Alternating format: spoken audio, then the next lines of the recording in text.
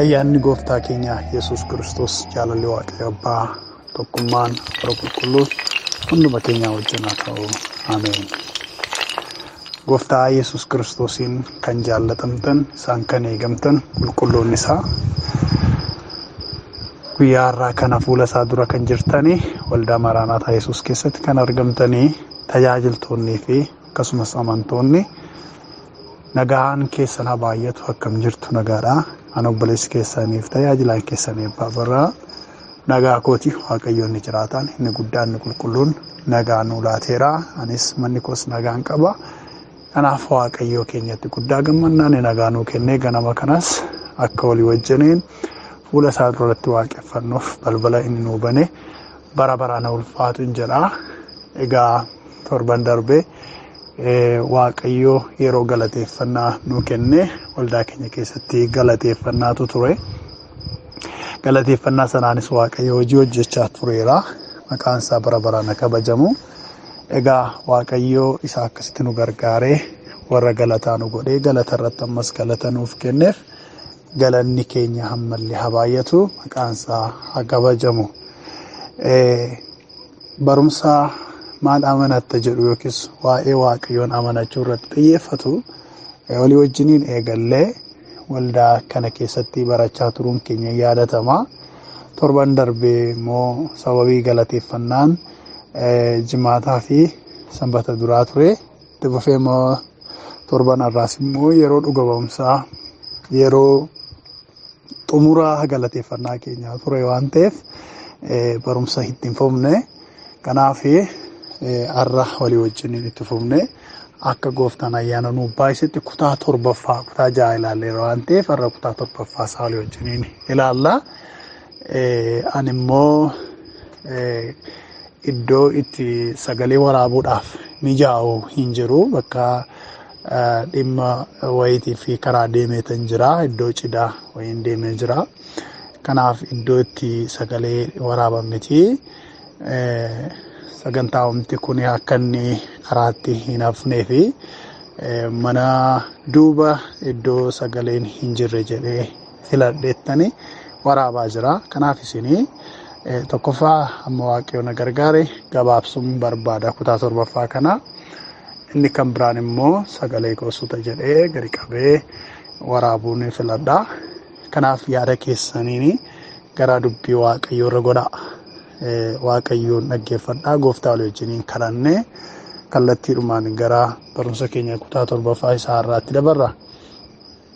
Bara hamma bara baraatti guddaa jabaa qulqulluu kan taate Waaqayyoo keenya jaalala kee isa guddaa isa dinqisiisaa nutti agarsiiftee warra galataa warra mo'ichaa warra tarkaanfii isa tokkorraa gara isa caaluutti darba waan nu taasifteef maqaa gooftaa keenya fayyisaa keenya Yesuus Kiristoosiin bara hamma bara baraatti galanni siif haa ta'u. Olol jedhi ganama gaarii akkasii waan nu laatteef guyyaa eebbifamaa akkasii umurii keenya irratti waan nu dabalteef diinni keenya amajaajiin keenya karaa ittiin mataa keenya gadi cabsuu karaa ittiin nu salphisuu utuu inni yaadu ati Waaqayyo garuu karaa isa dhowwattee carraa isa dhowwattee nu ijoollee kee jiraachiftee nu geggeessitee warra galataa nu taasifteetta.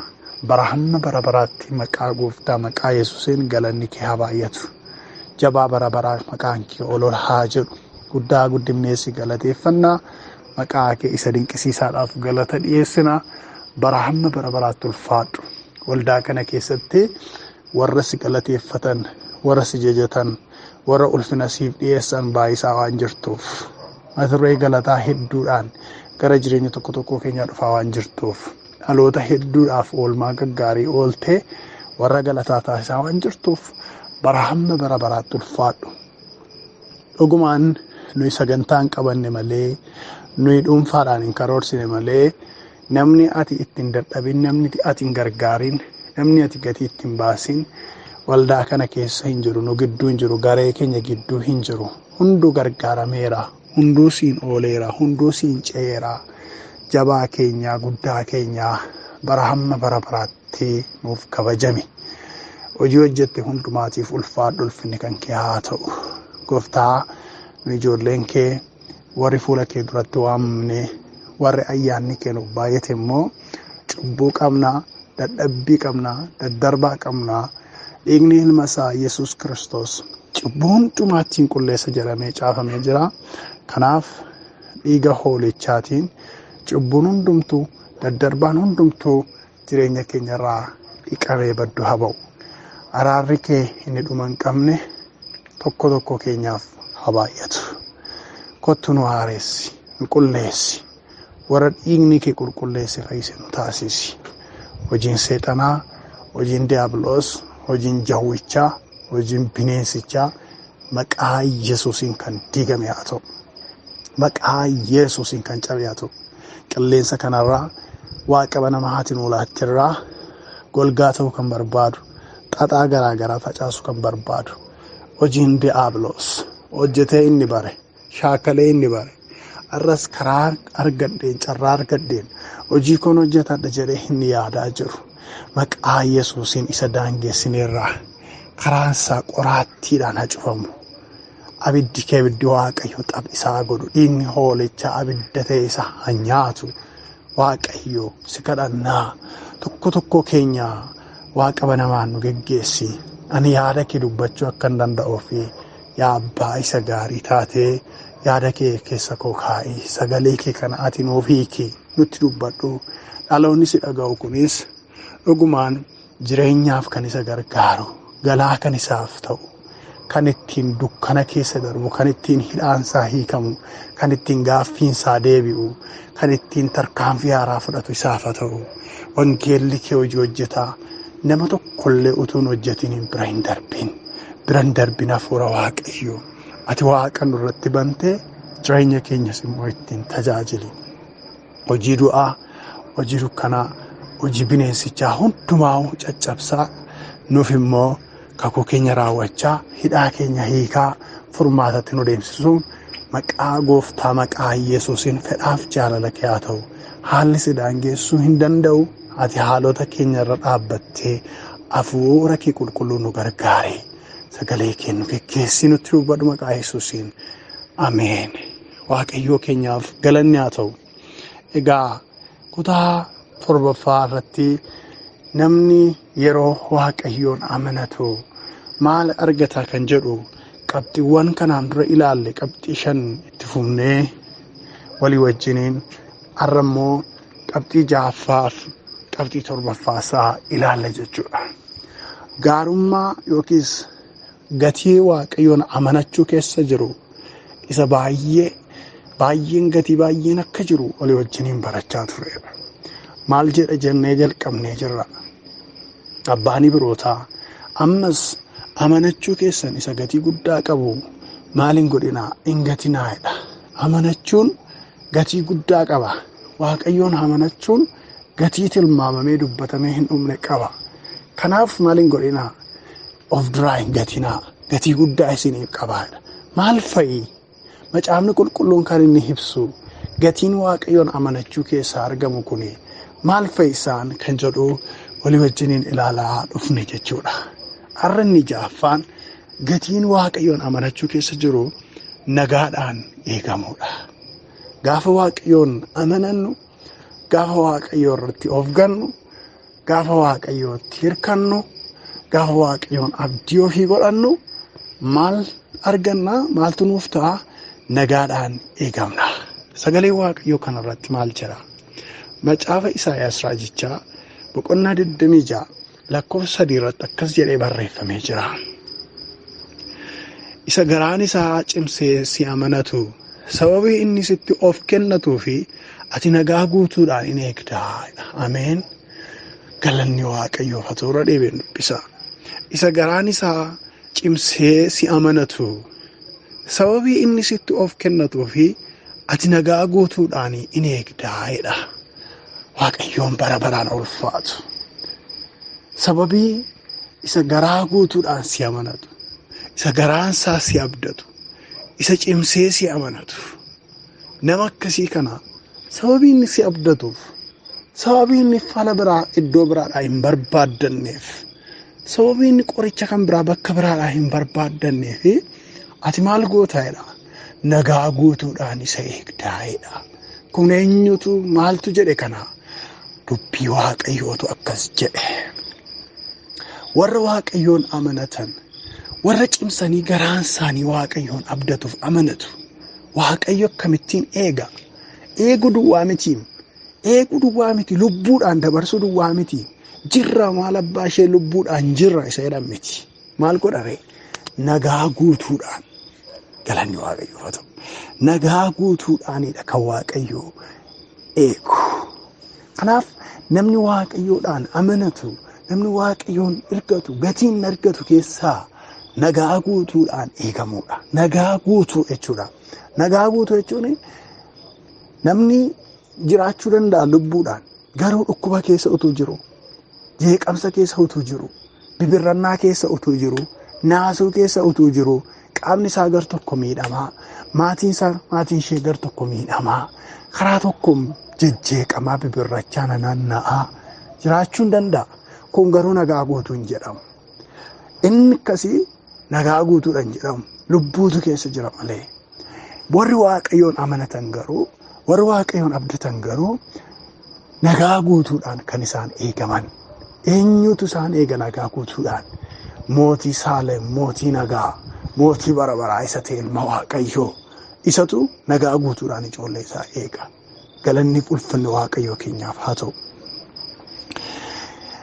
Yeroo itti biyyi lafaa nagaa dhabde, biyyi lafaa bibirrachaa jiraattu, arroo akkasitti bullee guyyaa irraa immoo akkamitti oola laata? Yeroo itti addunyaan bibirrachaa jiraattu, warroota biyya addunyaa kanarraa qabeenya qaban, teknooloojiidhaan fagaatan, warroota biyya lafaa kanarratti jiru jedhaman birattis, warroota hiyyeessa ta'anii sadarkaa hiyyummaatiin gajjallaa jiran birattis akkam taanee jiraanna yeroo jedhamu keessa, akkam taanee itti fufna jedhanii yeroo bibirratan keessa, warri waaqayyoon amanatan, waaqayyoon kan hundumaa keessatti fala waan isaanii qabuuf, waaqayyo haala hin mijanneef, haala hin yaadamne keessatti qoricha waan isaanii qabuuf, iddoo waan isaanii qabuuf maal hin ta'an nagaan dhaban, nagaa guutuudhaan jiraatu.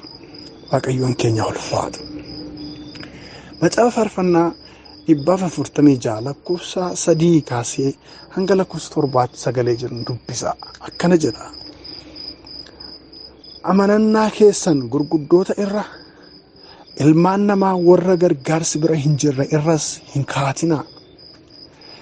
Yeroo hafuurri isaa keessaa baatu inni deebi'ee biyyoon ta'a. Guyyuma sanas akeeki isaan bada. Namni waaqayyo inni kan Yaaqoob gargaarsa isaa ta'eef, abdii isaas waaqayyo isaa goofticha irra inni kaa'ate haa gammadu. Gooftichi isa bantii waaqaa fi lafa, galaanaa fi wanta isaanii keessa jirus uumeedha. Inni bara baraan amanamummaa hin eega. Inni warra cunqurfamanii fi dhugaa hin baasa, warra beela'anii fi sooran kenna. Waaqayyo warra hidhamanii hiikee gadi hin dhiisaa jedha. Ameen. Sagalee kana keessatti isa jalqabaa irratti eenyuun akka amanachuu hin qabne jala muree kaa'a. Eenyuun warra akkasiin amanatinaa jedhee itti fufee immoo eenyuun amanachuu akka qabu, yoo amanatanis immoo shakkii maree akka jiraatan, eenyuun akka ta'e lamaanuu lafa kaa'ee jira jechuudha. Jalqaba irratti amanannaa keessan gurguddoota ilmaan namaa warra gargaarsi bira hin jirre irra hin kaatinaa jedha. Sababiin isaa hammuma hafuurri keessa jirtu duwwaattidha kan isaan abdii fakkaatan jiru, kan isaan jedhaman ilmaan namootaa jechuudha. Hammuma hafuurri keessaati asii gadi baasan hammattii kana duwwaattidha namni kan isheen jirtu jedhamtu kan abdatamus. Abdiinsaa yeroo murtaa'e booddee gaafa lubbuun isaa keessaa baatu nama kan biraadhaaf abdii ta'u miti, kaayyoon isaa jalaa badan dhalli namaa. Kanaaf gurguddaadha jettanii, qabeenya qaba jettanii, beekumsa qaba jettanii, taayitaa qaba jettanii dhala namaarraa amanannaa keessanii kaatinaa hin jedha jechuudha dubbii waaqayyoodhaa kun. Garuu eenyurra kaa'adhaadha? Waaqayyoorra kaa'adhaadha. Namni waaqayyoo inni kan Yaaqoob gargaarsa isaa ta'eef, abdii isaas waaqayyo isaa goofticha irra inni kaa'ate maal ta'udha? hagammaduudha. Maaliif itti ufekkeedha? Gooftichi sabantii waaqaa fi lafa galaanaa fi wanta isaan keessa jiru uumeedha. Inni bara baraan amanamummaa hin eegaa'edha. Waaqayyo bara baraan ulfaatu. Jecha maal jedhutu keessa jira? Inni bara baraan amanamummaa maal godhaa? In eegaa'edha. Amanamummaa hin nyaatu'edha. Amanamummaa hin cabsu'edha. Yeroo tokko abdatamee yeroo kan biraa immoo hin shakkamu'edha. Yeroo tokko abdii godhatamee yeroo inni itti immoo abdii naaf hin ta'u jedhamee itti seesamu itti shakkamu hin jiru'edha. Kanaaf namni gargaarsa isaa Waaqayyo goofticha Waaqayyo isa kan Yaaqoob irra godhate hagammadu'edha. Isatu bara baraan amanamaadha. Isatu bara baraan dhugaa baasa. Isatu bara baraan warra cunqurfamaniif faradhaa hedheetu dubbata.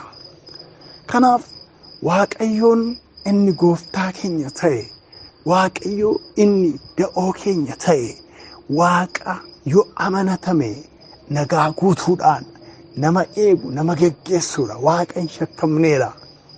Maal jedhan ijoolleen Qooraahi?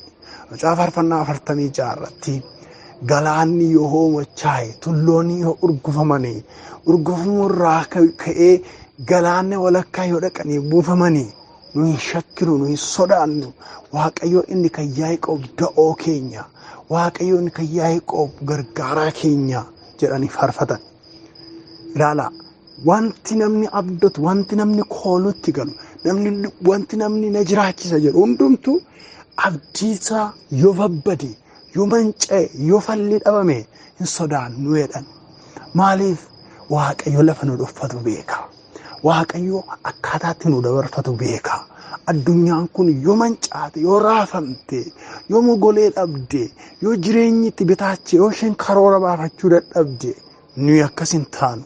Sababiin isaa Waaqayyoon keenya inni itti amannu, Waaqayyoon keenya inni duukaa buunee kaane, Waaqayyoon keenya nuni jireenya keenya laannee fi duukaa hiriiraa jiru kuni dandeettii addunyaa kana hundumaa gararraa jiru qaba. Ga'umsa addunyaa kana gararraa jiru qaba.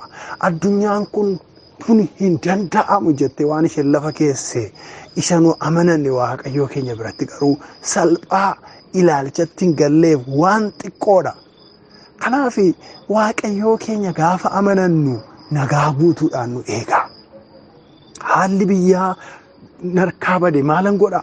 Biyyi keessan amma nagaan qabdu, biyyi keessan peace and security ishee babbadeera, jeeqameera waan ta'eef ani amma biyya isin keessa jiraattuun keessatti eegumsa isinii gochuun natti ulfaata hin jedhu Waaqayyo. Hin jedhu. Gurguddoonni warri biyya lafaa kun abdatu amma biyya lafaa kanarratti biyya Raashaatiif biyya Ukraine jedhamtu keessatti gidduutti lolli jabaan ta'ee jira. Biyyi Raashaa jedhamtu durumaa kaastee biyya jabduudhaaf biyya humna waraanaatiin of ijaaraa turteedha. Ukraine garuu biyya qabeenyaa qabdu, albuuda qabdu yoo taatellee humna waraanaatiif, jabina waraanaatiin garuu Raashaadhaa wajjiniin dorgomuu hin dandeessu. Oduurraa dhaga'uu dandeessu. Seenaasaa dubbisuu dandeessu. Waan baay'ee jira. Haa ta'u malee biyyi ishee Ukraine jedhamtu, ishee humni ishee gadi xiqqaan kuni biyyoota gurguddoo kanneen akka Ameerikaa fa'aa, biyyoota biyya Awurooppaa keessa jirani, loltoota yeroo rakkootti addunyaa kana keessatti tarkaanfii raawwachuu danda'an kakuudhaan kan walitti hidhaman neetoo irra jedhamani yeroo rakkinaa kana keessatti na gargaaru, naaf dirmatu, na oolchu, ana bira dhaabbatanii lolu jettee abdachaa turte biyyi Ukraine jedhamtu. Haa ta'u malee wanti hundumtuu akka yaadame hin taane. Deeggarsa yaadaatiin, deeggarsa hamileetiin, deeggarsa meeshaatiin yoo bira dhaabbatan illee deeggarsi isaanii daanga'aa ture. Fakkeenyaaf warra akka Ameerikaa fa'aa dhannee Raashaa isin bira dhaabbannee fuula fuulaan hin lollu. Deeggarsa meeshaa waraanaa garuu isin ilaalla. Deeggarsa gama adda addaatiin biyya isin lolaa jirtu irratti dhiibbaa geggeessuudhaan faayidaawwan isaanii tokko tokko jalaa cufuudhaan dhiibbaa irratti hin geggeessina. Haa ta'u malee kallattiidhaan dhaabbannee hin lollu jechuutti ka'an. Kanaaf geggeessaan warra Ukraine kan inni jedhu kunoo yeroo muraasa booddee nun argitanii jireenyatti nun argitanii baduuf jenna dhumuuf jenna Zeleniskii namni jedhama jechuudha. Dhumuuf jenna yeroo nuyi abiddi nurratti roobu yeroo nu du'aaf deemnu keessa callistanii nu ilaaltanii jedhee yeroo inni baay'ee jeeqame dubbatu miidiyaa irraa argaa turre. Eenyuun abdate namni kun? Gurguddoota lafa kanarra jiran warra akka dandeetti meeshaa waraanaa jajjabaa qaban Ameerikaa abdate. Isaan immoo isa jalqabaa ofii isaaniitiifis hin yaadda'u. Biyya isaaniifis hin yaadda'u. Humna isaaniis hin beeku. Kanaaf akka yaadametti kallattiidhaan fiiganii dhaqanii akka yeroo ijoollee wal loltu irra dhaqanii walii lolan. Akka qotiyyoon yeroo wallaansoo wal qabdu qotiyyoonni kan biraan immoo baamsaa dudduubaan naqee jifatu sanatti walirra goranii dhaqanii biyya diina isaanii taatee jirtu sana loluudhaaf hin dandeenye. Maaliif? Karoorri isaanii murtaa'aadha. Humni isaanii murtaa'aadha. Hiikaan lola kanaadha. Maal akka inni isaan irratti fidu ni beeku. Kanaaf deeggarsi isaanii yeroo murtaa'aa fi daangaadhaan kan guuteedha jechuudha. Waaqayyoon isa jabaa, Waaqayyoon isa guddaa, Waaqayyoon isa bara baraan jiraata. Amanachuun garuu isatti kooluu galuun garuu isaan ati amanannaa kooti jechuun garuu gargaarsaaf deeggarsa murtooftuu taate hin qabu. Maalan godharee seera na daangessooti. Maalan godharee diina kootoo baay'ate. Maalan godharee kun xiqqoonatti jabaate. Waan jedhuun qabu Waaqayyo Elchaadaayiidha. Waaqayyo hundaa danda'aadha. Kanaaf ijoollee isaa maal godhaa? Nagaadhaan jiraachisa. Nagaa akkamii? Nagaa guutuudhaan jiraachisa. Foonitti, hafuuratti, kallattii hundumaatti, dinagdeetti, misoomatti, fayyaatti maal godha? Nagaa guutuudhaan jiraachisa. Maqaan isaa bara hamma bara baraatti kabajamu. Kanaaf Waaqayyoon amanachuu keessaa maaltu jira? Nagaatu jira. Nagaadhaan eegamuutu jira. Nagaa guutuudhaan eegamuutu jira firoota koo. Namni nagaa dhabe jiraanu gidduudha. Namni halkan yoo ciise hirriba nagaa hin rabne jira laata nu gidduudha. Tokkummaa kana keessa jira laata. Namni sagalee kana dhaga'u. Namni nagaansaa maaltu ta'a laata? Jireenya koo irratti maaltu ta'a? Manan keessa hojjechaa jiraadhu kana keessa, biiroon keessa hojjechaa jiru kana keessa, maatii koo kana keessa, biyya kana keessa, siyaasa kana keessa maaltu irratti lafa dha'a laata? Maaltu jireenya koo asumatti hudhee ajjeesee karaatti naan bisa laata? Bibirracha namni jiraatu jira. Sagaleen kun kan keeti namni akkasii yoo jiraatte Waaqayyoo kee amanadhu. Waaqayyo nagaa guutuudhaan si jiraachisa. Naannoo keeti wanti si sodaachisu jiraachuu danda'a. Wanti sagalee sodaa dhageessisu jiraachuu danda'a. Wanti sagalee yaaddoo dhageessisu jiraachuu danda'a. Garuu gaafa Waaqayyoo kee amanattu ituma rakkinni jiru, ituma wanti nama sodaachisu jiru, ati garuu nagaa guutuudhaan eegamtee jiraatta. Kanaaf bu'aan Waaqayyoon amanachuu keessa jiru maaliidha isa jedhuu fi har'a kan walii wajjin ilaalle nagaadhaan eegamudha. Qabxiin torbaffaa inni dhumaa har'a walii wajjin ilaallu akka kutaa kanaatti, akka kutaa torbaffaa kanaatti qabxii dhumaa jechuu kooti. Kanaan xumurra jechuun miti barumsicha. Inni jiru torbaffaan immoo bu'aan Waaqayyoon amanachuu keessa jiru maal isa jedhuu fi ibidda nama oolcha. Maqaan Waaqayyo bara baraan haa galateeffamu. Waaqayyoon amanachuun maaliif nama gargaara jedhee abidda nama oolcha. Abidda nama gubu, abidda balalchaa jiru, abidda nama baay'ee fixe, abidda nama baay'ees fixuu danda'u nama oolcha. Maqaan Waaqayyoodhaa kabajamu. Eenyu? Waaqayyoon amanachuun bu'aansaa kanadha. Sagalee Waaqa keenyaa keessaa Daani'el boqonnaa 3 lakkoofsa 26 akkasumas lakkoofsa 28-29 darbee nan dubbisa. Sagalee akka jedhutu jira. Naabukadnezar gara balbalaa iddoo ibiddi keessaa boba'uutti dhiyaatee Shaadraak, Meeshak, Abednego hojjettoota Waaqayyoo isa hundumaa gararraa jiru kottaa as ba'aa jedhe. Yommus Shaadraak, Meeshakii fi Abednegoon ibidda keessaa gadi ba'an.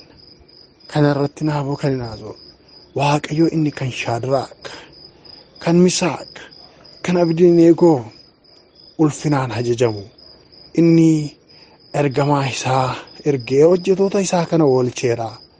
hojjetoonni isaa kuni waan isa waan amanatanii fi abboommi mootichaa homaatti hin lakkoofne waaqayyo isaanii malee waaqayyoolii kan biroo akka hin waaqessine isaaniif akka hin saganneefis dhagna isaanii gubamuutti dabarsanii kennanii ammas akka kanatti oolchuu kan danda'u waaqayyo kan biraa waan hin jirreef saba gosa afaan dubbatamu keessaa namni dubbii hin taane waaqayyo isa kan Shaadraak, Mishaakii fi Abdineegoo irratti dubbatu harki isaa fi miilli isaa irraa ciramee manni isaa diigamee tuullaa kosii ta'ee akka hafu kunoo ani abboommii baaseera jedhee. Ameen. Galanni waaqayyoodhaaf haa ta'u. Egaa seenaa kutaa kana keessa jiru yeroo garaa garaatti hin baranna. Anaa wajjiniinis ta'ee namoota kan biroo irraatii yeroo hedduu hin dhageessu. Qabxii garaa garaatiin barumsa garaa garaatiin kutaan kun dhufaa oola. Iddoon kun iddootti warri waaqayyoon amanatanii fi abiddi wallaansoo waliin qabanidha. Doorsisi abiddaan karaa ibiddaatiin gadhiifamuu fi ijoolleen waaqayyoon amanatan iddoo isaan itti qoramanii ilaalamanidha. Kunis waaqayyoon amanachuu moo bifa fakkeenyaa harka namaatiin tolfamee amanachuu wayya? Waaqayyoon amanachuu moo waaqayyoolii warra Baabiloon amanachuu wayya kan jedhu falmiin geggeeffame. Falmiin duwwaa miti. Seerri ba'e, ajaji ba'e. Ajaja ba'e kanaan namoonni maqaa isaanii irra deddeebi'an dubbisaa ture kun namoonni Shaadraak, Mishaak, Abdineegoo jedhaman kun ajaja ba'e kanaan wallaansoo qabuudhaan hi'ii jechuun isaanii mirkaneessan. Hin sagannu nuuni bifa fakkeenyaa namni hojjeteef waaqayyoolii tolfamoo Naabukadnezar qaba jedhuuf hin sagannu jedhan. Kanaaf namni abboommii kana cabsee abiddatti keessatti gadi darbatamee abidda keessatti gubata waan jedhameef.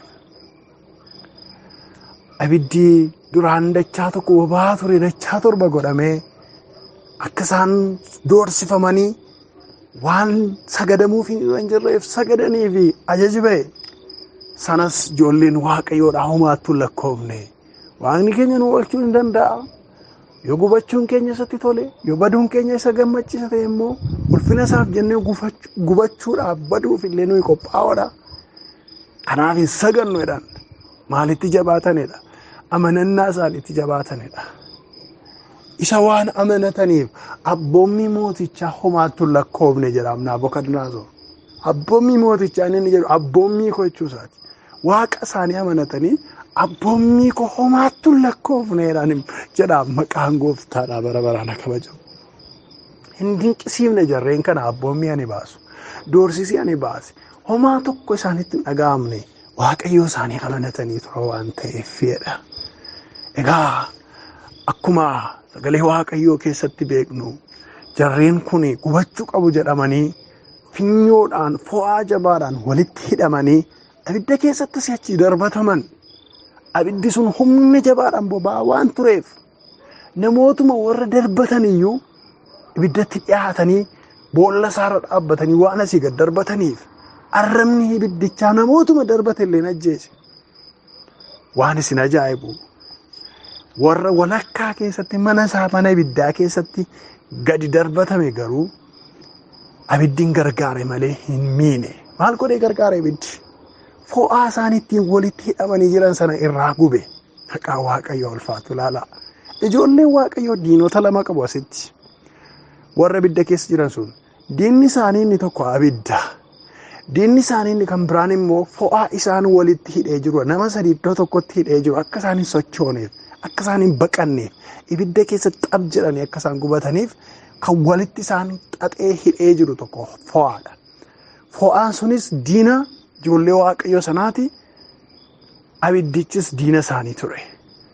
Haa ta'u malee diinni isaanii walitti galagalee ibiddichi fo'aa sana gubee fixe. Kanaaf ijoollee Waaqayyoo abidda keessaa bilisummaadhaan deddeebi'uutti ka'an. Waan isin dinqisiisu abiddi sun waan biraallee miti, foolii isaallee ijoollee Waaqayyoo irra kaa'uu dadhabe.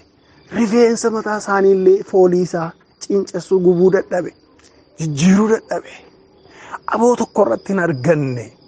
Kanaaf Gooftaan Yesuus dursee waan isaan qaqqabeef, Ilmi Waaqayyoo dursee waan isaan qaqqabeef, ibidda keessaa isaanii deddeebi'aa jiru Naabukadnezar waan argeefi sagalee amma dubbifanne keessatti akkuma argitanii Naabukadnezar gara balbala iddoo ibiddaa keessa boba'utti dhiyaatee Saadiraaq, Meeshak, Abedneegoo hojjetoota Waaqayyoo isa hundumaa gararraa jiru kottaas ba'aa jedheedha. Kottaa hin ba'an isaanis. Kanaaf itti fufee akka nama lallaba gaarii godhe lallabuutti sagalee kana dubbate. Maal jedhe waa'ee Waaqayyoo yeroo ibsu kanarratti Naabukadnezar jedha Waaqayyo inni kan Saadiraaq, Waaqayyo inni kan Meeshak, inni kan Abedneegoo ulfinaan ajajamu, inni ergamaa isaa ergee hojjetoota isaa kana oolcheera. Hojjetoonni isaa kun isa waan amanataniif abboommii mootichaa homaatti hin lakkoofne. Waaqayyo isaanii malee Waaqayyo olii kan biraa akka hin waaqessine, isaaniif akka hin saganneefis dhagna isaanii gubamuutti dabarsanii kennanidha. Waan baay'ee dubbatatti fufee namni kun galanni Waaqayyoof haa ta'u. Waaqayyoon isa amanatanii waan turaniif abboommii koo tuffatanii hin gubanne jedhanii of kennanii Waaqayyoon akkasitti oolchuu danda'u garuu waan hin jirreefi ufii hojjetoota isaa ergamaa isaa ergee ijoollee isaa oolfate jedhee lallabee Naabukadnezar. Waaqayyoon keenya ulfaatu akkas duwwaa jedhee dhiise miti. Namni tokko kanaa booddee Waaqayyoo isaanii kanarratti yoo dubbate waa tokko irratti yoo ka'e harki isaa miilli isaa irraa ciramee manni isaa diigame tullaa koosii taa'e adabadha kun biyya sana keessatti. Namni adaba guddaadhaan adabu fayyaamatu jiru harki irraa cita, miilli irraa cita, manni isaa immoo diigamee koosii ta'a, tullaa koosii ta'a. Kanadha adabni hamaan kan biraan biyya sana ture jechuudha. Adaba akkasiitiin akka adabamu seera akkasii baasee jechuudha Naabukadnezar. Maal gochuuf warra Waaqayyoon amanatan Waaqayyoon waan ulfeessaniif, Waaqayyo immoo sababii isaaniitiin waan ulfaateef, Waaqayyo immoo ibidda waan isaan oolcheef, inni immoo waa'ee isaanii duwwaatu hin taane gara fuulduraatti iyyuu ulfinni Waaqayyo biyya sana keessatti kabajamee akka jiraatuuf sababii Meeshak, Saadiraaq, Abedneegootii fi ulfinni Waaqayyo biyya ormaa biyya Waaqayyoon hin beekne keessatti kabajame jechuudha. Boleessa obboleettii koo sababii Waaqayyo inni itti amanattu sirra jiruuf, sababii Waaqayyo inni itti of gatte sirra jiruuf, sababii keetiif, sababii isa baattee deemtuuf biyyati keessa jiraattu keessatti, manati keessa jiraattu keessatti, magaalaati keessa jiraattu keessatti, waajjirati keessa jiraattu keessatti, maatiitti galtu keessatti ulfinni Waaqayyoodhaa ol ka'ee hajajamu, ulfinni Waaqayyoodhaa ulfaatee halabsamu. Kana gochuu inni danda'u Waaqayyoon keenya amanatamuu qaba. Isadhaa ibidda kan nama oolchu. Arroo firoota koo abidda yeroo jennu maalinni? Abidda yeroo jennu tarii abidduma isaa gaafa itti bu'an nama gubu, isa dhanna namaa luqqisu, isa dhanna namaa kana quncaasu ta'uu dhiisuu danda'a. Isuma qabatamaa mana keessaati itti fayyadamnu ta'uu dhiisuu danda'a. Isa kasalarra jiru, isa yookiin boba'ee mana waan tokko gubu sana ta'uu dhiisuu danda'a. Isallee ta'uu mala kacarraan beekamu. Haa ta'u malee jireenyi yeroo ibidda namatti ta'u, waaqeffannaan yeroo ibidda namatti ta'u, hojiin abidda yeroo namatti ta'u, manni keessa jiraatan abidda yeroo namatti ta'u, biyyi keessa jiraatan abidda yeroo namatti ta'u, dinagdeen ittiin jiraatan abidda yeroo namatti ta'u, nagaan namaa yeroo sarbamu, wanti hundumtuu ibidda yeroo namatti ta'u, maal godhanii jiraatu, akkamittiin jiraatu, falli maaliidha yeroo nan gubadhe yeroo namni jedhu. Ijoolleen Waaqayyoon amanatan garuu abiddi jiraachuu danda'a. Abidda keessa garuu bashannananii deemu. Inni kaan nu hin gubanne, hin banne, nu dhumte, jireenyi kanaa booddeen jiru, falliin jiru hin gubanne jechuu danda'a. Yoo Waaqayyootti of gattanii Waaqayyoon amanattan garuu isin bashannantanii dhiibbaa ituu isin irratti agarsiisin, abiddi inni nama kan biraa gubu utuu isin hin gubin, inni kaan isin galtanii keessa jiraachuu miti, inni kaan qarqaruma isaa deemuu dadhabee yeroo keessatti badduu ba'u. Isin garuu sababii Waaqayyoon amanattaniif, sababii Waaqayyootti of gattaniif bilisummaadhaan keessa akka jiraattan Waaqayyo godhachuudha. Barri keessa jiraannu kun bara abiddaa ta'uu danda'a, bara rakkisaa ta'uu danda'a, ta'as jira. Namni akkatti hafuura fudhatu dhabee, akkatti nagaan ba'ee galu dhabee, akkatti nagaan rafee dammaqu dhabee baranni itti nan gubadhe jechaa jiraatudha. Jireenyi ibidda ta'ee, hojiin ibidda ta'ee, siyaasni ibidda ta'ee, haalli hundumtuu ibidda ta'ee baratti namni nan gubadhe jechaa deddeebi'u keessa jirra. Bara akkasii keessa ibidda ooluudhaaf maal gochuu qabnaa ijoollee Gooftaa? Falli guddaan tokko jira. Kan ijoolleen Waaqayyo warreen fuuldura turan hojjetanii nutti agarsiisan, itti kan milkaa'an Waaqayyoon amanachuudha. Ibiddi dachaa tokko boba'aa ture, dachaa torba waan ta'eef Waaqayyo iddoo kanatti hin dadhaba jedhanii shakkine ijoolleen Waaqayyo sun sadan. Sababii ibiddi dachaa tokko ture, dachaa torba ta'eefi ammammaa Waaqayyo bakka dandeenyu nu oolchu jedhanii garaan isaanii shakkine. Yoo gubannees ulfina isaaf gubanna, yoo jiraannees ulfina isaaf jiraanna. Kanaaf kaayyoo keenya hin jijjiirru jedhaniitu gara ibiddaatti deeman. Waaqayyoon immoo galfatan nyaatu. Waaqayyo immoo nama hin qaanessu. Ijoollee isaaf birmate, ijoollee isaa oolche. Arras bara laaltanii hin raafamina. Haala yeroo laaltanii hin raafamina. Waan biyya jiru dhageessanii hin raafamina. Waan addunyaa irratti ta'aa jiru ilaaltanii hin raafamina. Isiniif Waaqayyo fala qaba. Fala biyyi lafaa hin qabne, fala addunyaan hin qabne qaba. Isin garuu maal godhaa? Waaqayyoon amanadhaa. Ija keessan isa duwwaarra ka'a. Inni na oolchuu danda'a jedha. Inni na hirkisuu danda'a jedha. Inni na dabarsuu danda'a jedha ijoollee Waaqayyo. Eeyyee amanamaadha Waaqayyo. Eenyuun iyyuu warra isa amanatan qaanessee hin beeku. Arras nu dabarsa, nu jiraachisa. Maqaan isaa ulfaatu. Sagalee isaa isa dhageenya nuuf haa eebbisu. Akka fedha isaatiitti kutaa 8ffaadhaan walitti deebina.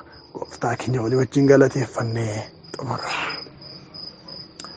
Bara hamma bara baraatti guddaa jabaa dinqisiisaa kan taate Waaqayyo keenya, ijoolleen kee warri dhugaa dubbii keetiin jiraannee as geenye, yeroo dubbiin kee nutti dubbatamu lubbuun keenya, hafuurri keenya hin boqotti. Maqaa Gooftaa, maqaa Yesuusiin galanni siif haa ta'u. Kabajamuun, jajamuun, ol jechuun maqaa kee isa dinqisiisaa duwwaadhaaf haa ta'u. Waaqayyo keenya yaa isa jabaa taatee dubbii kee nutti dubbattee ittiin nu jajjabeessiteef akka si amanannuuf, si amanannee immoo nagaatti akka jiraannuuf, si amanannee immoo ibiddaan gubamuu of kallee akka jiraannuuf sagalee keessa jiraataadhaan waan nu ijaarteef maqaan kee ulfaatu. Adaraa immoo akkuma dhugaa sagalee kee kanaatti, akkuma dhugaa dubbii keessa jiraataa kanaatti ija keenya utuu sirraan buqqifatin si amanannee garaa keenya guutuudhaan sirratti of gannee biyya lafaa kan injifannee akka dabarruu fi maqaa Gooftaa, maqaa Yesuusiin amantiidhaan nu guuti. Garaaf laphee si amanatu nuuf kenni. Gooftaa, keessi keenya siif haa mo'amu, namummaan keenya siif haa mo'amu. Lapheen keenya waan nu yaaddessaa jiru, waan nu sodaachisaa jiru irraa ka'ee sirratti of gatee guutummaa guutuutti sirratti of dhiisee jiraachuu akka danda'uu fi humna sagalee kee kanaan nu gargaari. Nu eebbisi. Dhaloota keenya hundumaa wajjin ta'e, qilleensa keenya, biyya keenya ati irratti moo'i. Yeroo hundumaa Waaqa banamaa nu geggeessi. Sanuuf hojjetteef ulfaadhu. Maqaa Gooftaa, maqaa Yesuusiin. Ameen.